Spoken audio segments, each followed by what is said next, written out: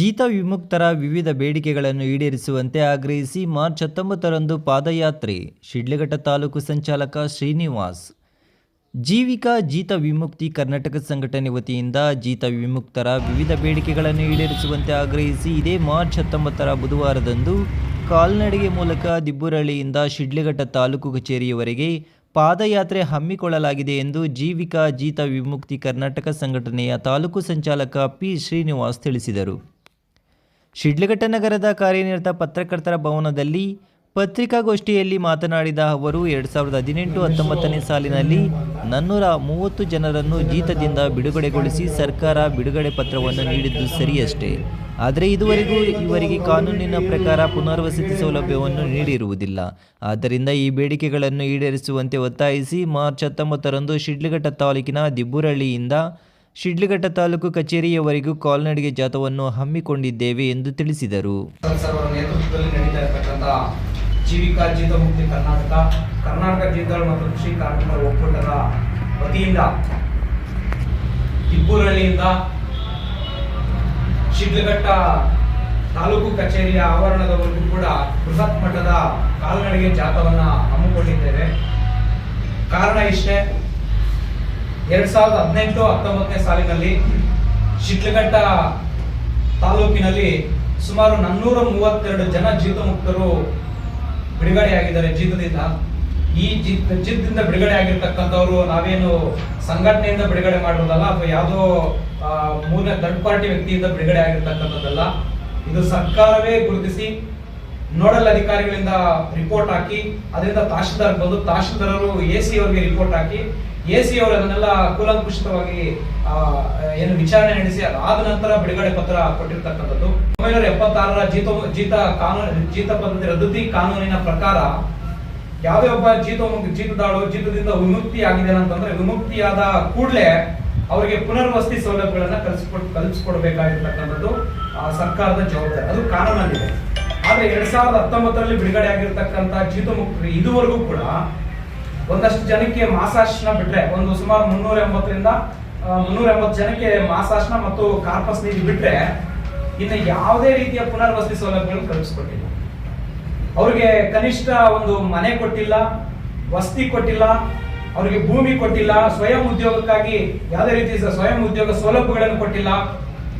ಮತ್ತೆ ಜೀತ ಮುಕ್ತರ ಅಂತಂದ್ರೆ ಕಟ್ಟ ಕಡೆ ವ್ಯಕ್ತಿ ಅವ್ರಿಗೆ ನಾವು ಅಂತ್ಯೋದಯ ಕಾರ್ಡ್ ಬೇಕು ಅಂತ ಹೇಳ್ಬಿಟ್ಟು ಕೂಡ ದೊಡ್ಡ ಮಟ್ಟದಲ್ಲಿ ಹೋರಾಟ ಮಾಡಿಸ್ತಾ ಇದೀವಿ. ಕೂಡ ಸರ್ಕಾರ ನಮ್ಮ ಹತ್ರ ಗಮನ ಹರಿಸ್ತಾ ಇಲ್ಲ. ಅದು ಯಾಕಂತಾನೂ ಗೊತ್ತಾಗ್ತಾ ಇಲ್ಲ. ಕೆಲವರು ಪಟ್ಟಭದ್ರ ಹಿತಾಸಕ್ತಿಗಳ ಆಡಳಿತಕ್ಕೆ ಒಳಪಟ್ಟು ಇವತ್ತು ಈ ಒಂದು ಬಡ ಕಟ್ಟ ಕಡೆ ಸಮಾಜ ವ್ಯಕ್ತಿಗಳನ್ನ ನಿರ್ಲಕ್ಷ್ಯ ಮಾಡ್ತಾ ಇರ್ತಕ್ಕಂಥದ್ದು ಇದು ನಿಜವಾಗ್ಲೂ ಕೂಡ ಖಂಡನೀಯ ಅಂತ ನಾನು ರಾಜಾರೋಷವಾಗಿ ಹೇಳಲಿಕ್ಕೆ ಬಯಸ್ತೇನೆ.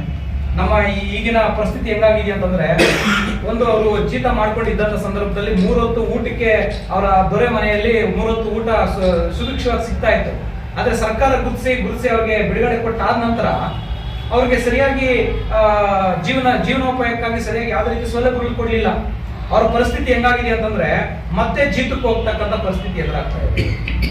ಅದಕ್ಕೆ ನಮ್ಮ ದೊಡ್ಡ ಹೋರಾಟ ಏನಪ್ಪಾ ಅಂತಂದ್ರೆ ಶಿಡ್ಲಘಟ್ಟದಿಂದ ದಿಬ್ಬುರಹಳ್ಳಿಯಿಂದ ಶಿಡ್ಲಘಟ್ಟವರೆಗೂ ಪಾದಯಾತ್ರೆಯನ್ನು ಕೈಗೊಂಡು ತಾಲೂಕು ಕಚೇರಿ ಮುಂದ್ಗಡೆ ದಿನಾಂಕ 19/3/2025ರಿಂದ ಪಾದಯಾತ್ರೆ ಬರ್ತಿದ್ದು ದಿಬ್ಬುರಹಳ್ಳಿಯಿಂದ. ಆವತ್ತಿಂದಾನೇ ತಾಲೂಕು ಕಚೇರಿ ಮುಂದ್ಗಡೆ ಅನಿರ್ದಿಷ್ಟವಾಗಿ ಧರಣಿಯನ್ನ ಕೈಗೊಳ್ತಾ ಇದ್ವಿ.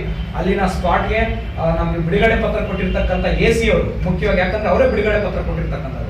ಎಸಿ ಅವರಾಗ್ಲಿ ಇಲ್ಲಾಂದ್ರೆ ಜಿಲ್ಲಾಧಿಕಾರಿಗಳು ಬರೋರು ಕೂಡ ನಮ್ಮ ಧರಣಿಯನ್ನ ಹಿಂಪಡೆಯೋದಿಲ್ಲ ಅಂತ ಹೇಳಿ ನಾನು ಪತ್ರಿಕಾಗೋಷ್ಠಿ ಮುಖಾಂತರ ಎಲ್ಲ ಅಧಿಕಾರಿಗಳಿಗೆ ಮತ್ತೆ ನಮ್ಮ ಎಲ್ಲ ಜೀತದಾರರಿಗೆ ಮನವಿಯನ್ನ ಮಾಡ್ತಾ ಇದ್ದೀನಿ.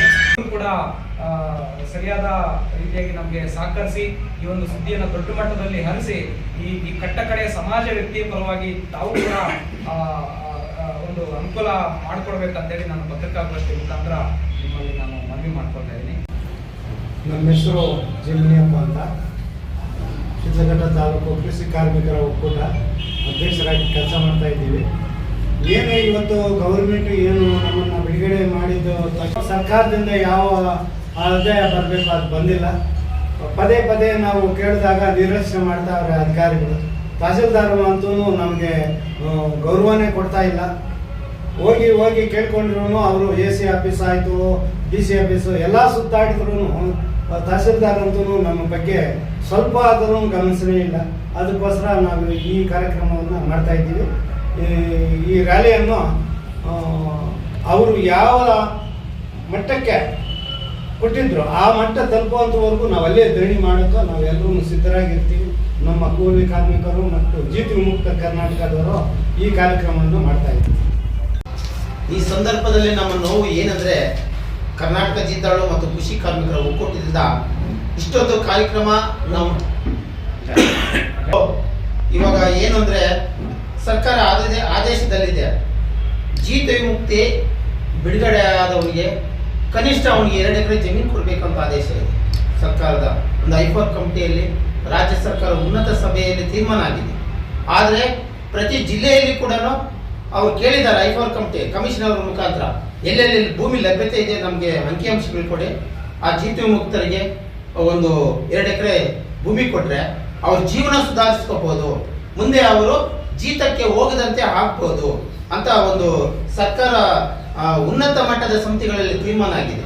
ಆದರೆ ಎಲ್ಲೋ ನಮ್ಮ ಸ್ಥಳೀಯವಾಗಿ ಅಧಿಕಾರಿಗಳು ಅದನ್ನು ನಿರ್ಲಕ್ಷ್ಯ ಮಾಡಿ ಭೂಮಿ ಕೊಡೋದ್ರಲ್ಲಿ ವಿಫಲವಾಗ್ತಾ ಇದ್ದಾರೆ. ಈ ಜೀತ ಕುಟುಂಬದ ಪ್ರತಿ ವ್ಯಕ್ತಿಗೂ ಕೂಡ ಅಂದ್ರೆ ಜಮೀನಿದ್ರೆ ಅವನಿಗೆ ಸರ್ಕಾರದಿಂದ ಗಂಗಾ ಕಲ್ಯಾಣ ಕೊಡಿಸಬಹುದು, ಜಮೀನಿಲ್ಲ ಅಂದ್ರೆ ಅವನಿಗೆ 2 ಎಕರೆ ಜಮೀನು ಮಂಜೂರು ಮಾಡ್ಕೊಡ್ಬೇಕು.